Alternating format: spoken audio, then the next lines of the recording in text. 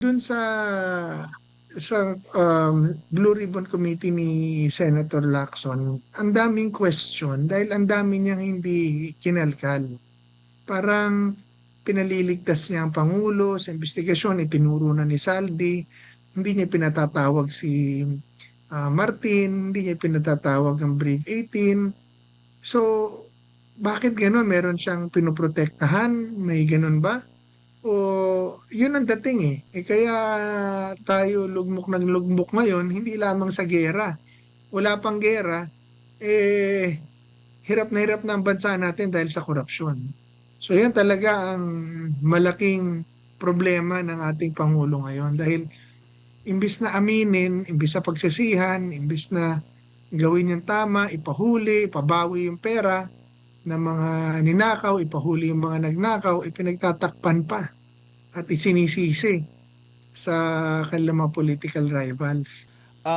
Ginamit po, sinasabing ginamit daw po yung tawag nito, testimonya ni Guteza doon sa issue po, no, kay dating Speaker Romualdez, no. At alam naman natin kung ano yung mga ibinulgar ni Guteza na sinasabi naman daw na nag-retract dahil daw sa penressure. Meron ngang video rin na pinalabas si dating Congressman Mike Defensor. Pero yung mga paunang mga pahayag ni Guteza na sinasabing ginamit against kay Speaker, nagko-corroborate din dito po sa naging pahayag ng tinaguriang Brave 18. At sumusuporta din sa pahayag yung binabanggit din lately ni former governor Chavit Singson, na kumokonekta naman dito sa sinasabi rin ni Congressman Zaldico. Meron din siyang mga ni-reveal, no, sa mga past videos na sinasabi naman dito ni Speaker din po, no, na hindi siya papayag na siya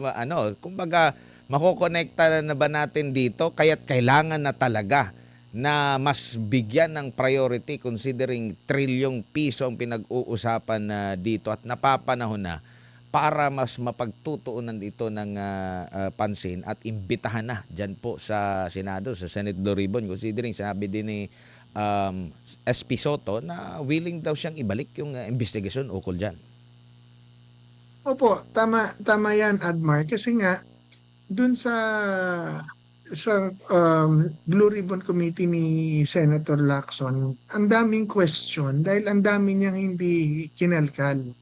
Parang pinaliligtas niya ang Pangulo sa investigasyon, itinuro na ni Saldi, hindi niya pinatatawag si Martin, hindi niya pinatatawag ang Brave 18. So, bakit gano'n? Meron siyang pinoprotektahan? May gano'n ba? O yun ang dating eh.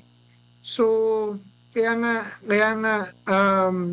nagtataka tayo or nagtataka tayo bakit minamadali nila yung pagsasubmit nung pagtatapos ng committee report, hindi pa tapos ang investigasyon sa isipan ng tao eh.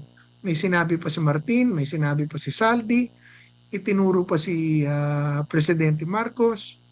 Ang daming sasagutin gaya ng iyong sinabi kanina, yung konektado yung pagkaka-corroborate ng mga statements ng iba-ibang taong ito, ay kailangan pagtugma-tugmain. So yan kailangan nating alamin. Ano po? Dahil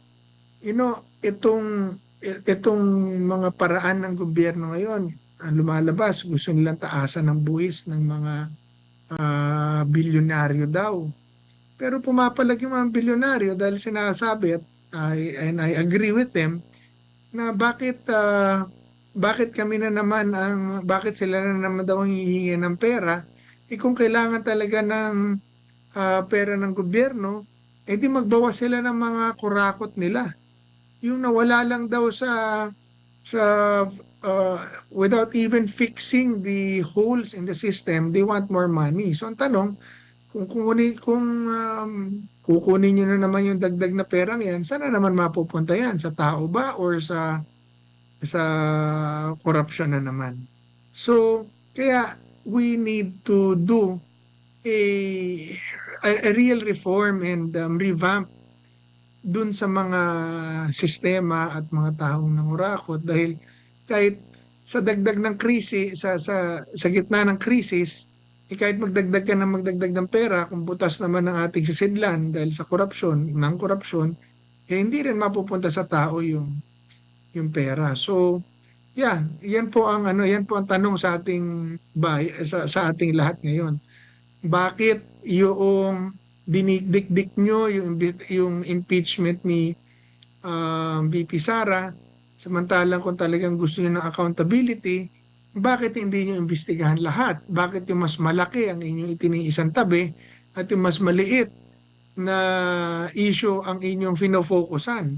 Dapat sabay-sabayin niyo lahat yan, sama-sama niyong imbestigahan yan para maging malinaw sa tao at fair. Makikita nila na totoong katarungan itong nangyayari, hindi selective justice, hindi politika lang. Sir, good evening sa MJ ito. Sir, paparating na Jay. po ang State of the Nation Address. Kasama po sa mga topic ang anti-corruption. Ano bang nakikita mong may lalaman kaya ang SONA sa corruption efforts? Meron pa tayong flood control issue. Yun na nga po. Ano sasabihin niya na paniniwalaan ng Pilipino kung siya mismo ay accused? Di ba? Pinagbibintangan nila tapos ginagamit nila ang kapangyarihan ng gobyerno para ipitin at takutin ang mga nagdi-dissent.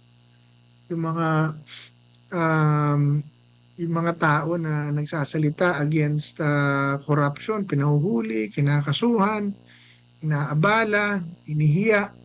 Samantalang kung kanilang sasagutin at gaganapan yung mga sinasabi ng taong yun, matutulungan sila sa kanilang laban kontra korupsyon. So ano yung pagmamalaki niya na yung mga small fry, yung mga small fish at pinakawalan niya yung mga big fish sa anti-corruption effort. ICI na isinara din. And sinasabi naman natin noon pa na dapat isara na yan dahil nagiging hugasan ng kamay. Tapos ang Kongreso, imbis na, ang problema kasi, silang itinuturo nung mga sinasabi nilang mastermind.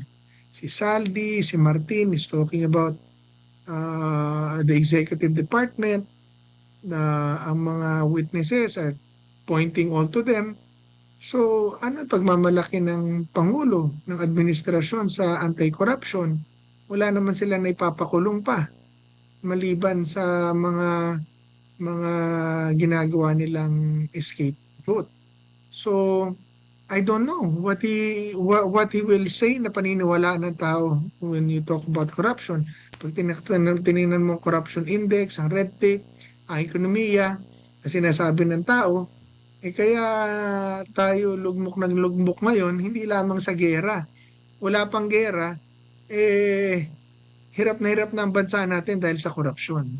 So yan talaga ang malaking problema ng ating Pangulo ngayon dahil imbis na aminin, imbis na pagsisihan, imbis na gawin yung tama, ipahuli, ipabawi yung pera ng mga ninakaw, ipahuli yung mga nagnakaw, ipinagtatakpan pa at isinisisi sa kanilang mga political rivals. Kaya magulo po kaya ang mga tao dissatisfied.